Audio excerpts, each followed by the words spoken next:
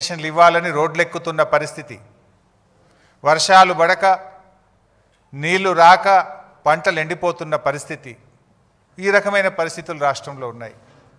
కానీ రేవంత్ రెడ్డి గారు మా ప్రభుత్వం మాత్రం డబ్బులు దంచుకునేందుకు కమిషన్లు, ప్రతిపక్షాల మీద కక్ష సాధించడం కోసం రాజకీయ కమిషన్లు. ఇవాళ ఏం జరుగుతుందో రాష్ట్రంలో ఎవరిని అడిగినా చెప్తారు. ఫైనాన్స్ డిపార్ట్మెంట్లో బిల్లు పాస్ కావాలంటే 10%, 12% కమిషన్లని కాంట్రాక్టర్లే సెక్రటరియట్లపై ధర్నాలు చేస్తున్నారు. ల్యాండ్ కన్వర్షన్ కావాలంటే కమిషన్లు, బిల్డింగ్లకు అనుమతి రావాలంటే కమిషన్లు.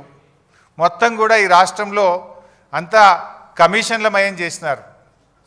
డబ్బులు దండుకోవడానికి కమిషన్లు, ప్రతిపక్షాల మీద మరి కక్ష సాధించడం కోసం మరొక వైపు కమిషన్లు. ఈరోజు రెండు పార్టీలు, కాంగ్రెస్ బీజేపీలు ఇద్దరూ కలిసి కుట్ర చేస్తూ ఉన్నారు. రెండు పార్టీలు కలిసి రాజకీయంగా ఇలా కక్ష సాధింపు చర్యలకు అటు కేంద్ర రాష్ట్ర ప్రభుత్వాలు ప్రయత్నం చేస్తూ ఉన్నాయి. మనం చూసాం ఎన్డీఎస్ఏ రిపోర్ట్. ఎన్డీఎస్ఏ రిపోర్ట్ ఏం జరిగిందో మీ అందరికీ తెలుసు. ఇప్పుడు ఇదే గోదావరి నది మీద పోలవరం ప్రాజెక్ట్ ఉంది. మరి పోలవరం ప్రాజెక్టులో కుప్పగూలింది, 3 సార్లు కూలింది.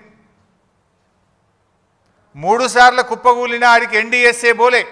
ఇదే గోదావరి నది మీద అక్కడికి ఎన్డీఎస్ఏ బోదు, రిపోర్ట్ ఇయ్యదు. కానీ మేడిగడ్డ బ్యారేజ్ మీద మాత్రం పిలవకుండానే, రాష్ట్ర ప్రభుత్వం కోరకుండానే హడావిడిగా వచ్చి అసెంబ్లీ ఎన్నికల ముందు ఒక రిపోర్టు, పార్లమెంట్ ఎన్నికల ముందు ఒక రిపోర్టు, బీఆర్ఎస్ పార్టీ రజతోత్సవం జరుపుకుంటే దాని ముందు ఇంకొక రిపోర్ట్ ఇస్తారు. అది బీజేపీ నీతి. ఇప్పుడు ఇక స్థానిక సంస్థల ఎన్నికలు వచ్చినాయి, రేపో మాపో లోకల్ బాడీ ఎలక్షన్లు వస్తున్నాయి. అంటే ఇప్పుడు మేడిగడ్డ, సుందిల్లా, అన్నారం మీద కాళేశ్వరం కమిషన్ రిపోర్టును మళ్ళీ బయటపెట్టి రాజకీయ కుట్రలకు ఈరోజు ఈ ప్రభుత్వం పాల్పడతా ఉంది. అంటే ఎంత దుర్మార్గంగా, దానికి మీడియానే సాక్ష్యం. మీరే ఇక పిలుస్తుండ్రు అని రాసిండ్రు కమిషన్ ముందుకు. మీరే రాసిండ్రు కేసీఆర్ గారిని, హరీష్ రావు గారిని పిలవవలసిన అవసరమే లేదు, నివేదిక పూర్తయింది, రేపో మాపో ఇస్తారని మీరే రాసిండ్రు కదా.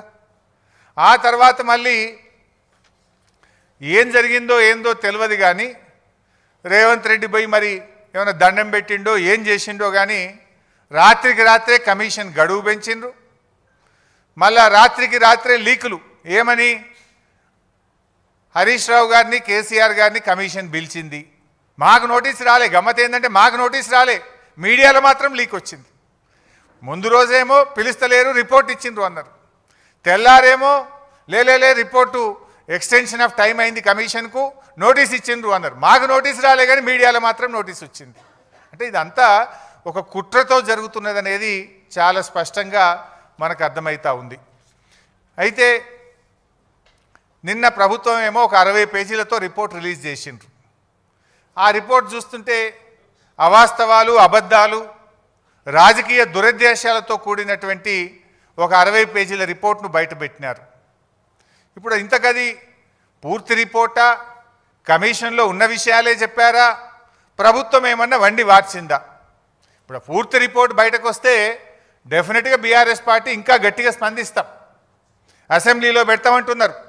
అసెంబ్లీలో 650 పేజీల రిపోర్టు పెట్టండి, చీల్చి చెండాడతాం, నిజాలు ప్రజల ముందు పెడతాం, వాస్తవాలను నిగ్గుదిల్చే విధంగా అన్ని విషయాలను కూడా శాసనసభ వేదికగా ఈ ప్రభుత్వాన్ని నిలదీస్తాం.